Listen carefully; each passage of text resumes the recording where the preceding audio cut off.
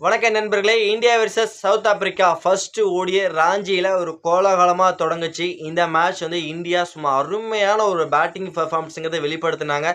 ஆஸ்திரேலியாவுக்கு எதிரான 3வது ஓடிய மேட்ச்சில் எங்கே இந்தியாவோட ரோஹித் அண்ட் விராட் கோலி விட்டுட்டு போனாங்களோ அதே அப்படியே வந்து பார்த்தீங்கன்னா அப்படியே இன்னைக்கு சவுத் ஆப்பிரிக்காவுக்கு எதிராக முதல் ஓடிய மேட்ச்சில் கண்டினியூ பண்ணியிருக்காங்கன்னு சொல்லி அவனும் சும்மா வேற மாதிரி இருந்ததுங்க ஃப்ரெண்ட்ஸ். சும்மா பக்காவான அடி, அது குறிப்பாக ரோஹித் ஒரு பக்கம் கிழிச்சார். ஆனால் இன்னைக்கு விராட் கோலி தான் கிங் கோலிங்கிறத காமிச்சிருக்காரு. அதாவது விண்டேஜ் விராட் கோலிங்கிறத காமிச்சிருக்காரு.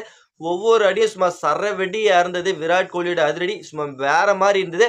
நம்மளோட எம்எஸ் தோனியோட ஸ்டாண்ட்ல இன்னைக்கு வந்து நின்று விளையாண்டுருக்காரு. அவரோட ராஞ்சில 3வது 100 வந்து பதிவு பண்ணியிருக்காரு. பிளஸ் அது மட்டும் இல்லாமல் அவரோட 52வது சதத்தையும் பூர்த்தி பண்ணியிருக்காரு.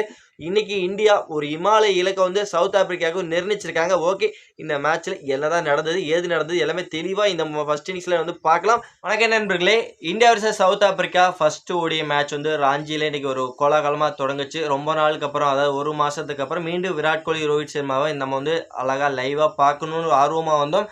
அதற்கான சரவெடி இன்னைக்கு வந்து வேற மாதிரி இருந்து சொல்ல. டாஸ் வின் பண்ண சவுத் ஆப்பிரிக்கா நாங்கள் வந்து ஃபர்ஸ்ட் பவுல் பண்ணுறோம் அப்படின்னு ஒரு டிசிஷனை எடுத்தாங்க. அதுக்கப்புறம் பேட்டிங் ஆட ஆரம்பிச்ச இந்தியா வந்து பார்த்தீங்கன்னா ஜெய்ஸ்வால் ஒரு 18 ரனுக்குலாம் விக்கெட்டை இருந்தாலும் இந்தியாவோட ஓப்பனிங் பேர் மாதிரி வந்து மறுபடியும் பக்காவாக நின்னாங்க. ரோஹித் சர்மா, விராட் கோலி 2 பேரும் ஒரு அருமையான ஒரு பார்ட்னர்ஷிப் வந்து பில்ட் பண்ண ஆரம்பிச்சாங்க கைஸ். அதுக்கப்புறம் வந்து பார்த்தீங்கன்னா அந்த பவர் பிளேல ஸ்கோர் போன வேகம் சும்மா வேற மாதிரி இருந்தது. ஒரு பக்கம் விராட் கோலி அடிக்கிறாரு, இன்னொரு பக்கம் ரோஹித் சர்மா அடிக்கிறாரு. ஸ்கோரும் பார்த்தீங்கன்னா வேற மாதிரி போயிட்டு இருந்தது. 2 பேரும் பார்த்தீங்கன்னா ஒரு அருமையான ஒரு ஹாஃப் செஞ்சுரி பதிவு பண்ணாங்க. இருந்தாலும் வந்து பார்த்தீங்கன்னா ரோஹித் சர்மா 57 ரன்னுக்கெல்லாம் அவருடைய விக்கெட்டை வந்து மார்க்கோ ஜான்சன் அவருக்கு அகேன்ஸ்டா விக்கெட்டை இழந்தாரு.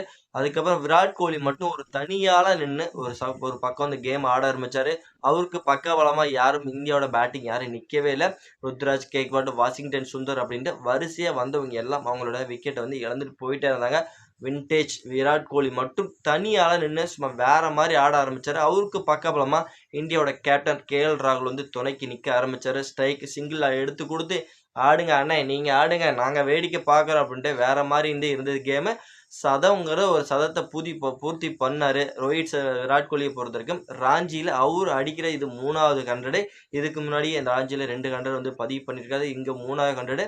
அது மட்டும் இல்லாமல் அவர் ஒரு 52வது ஒரு 100 வந்து பதிவு பண்ணதுக்கப்புறம் கேமே சும்மா வேற மாதிரி இருந்தது. சும்மா பட்டாசு கலப்புனாரு.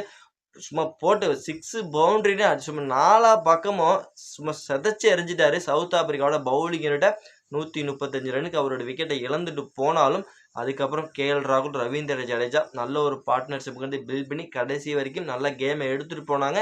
இருந்தாலும் இந்தியா கடைசி வரைக்கும் பார்த்தீங்கன்னா 50 ஓவர் முடியல் 349 ரன் வந்து அடிச்சிருக்காங்க. 350 ரன் அப்படிங்கிற ஒரு டார்கெட்டை சவுத் ஆப்பிரிக்காவுக்கு கொடுத்துருக்காங்க.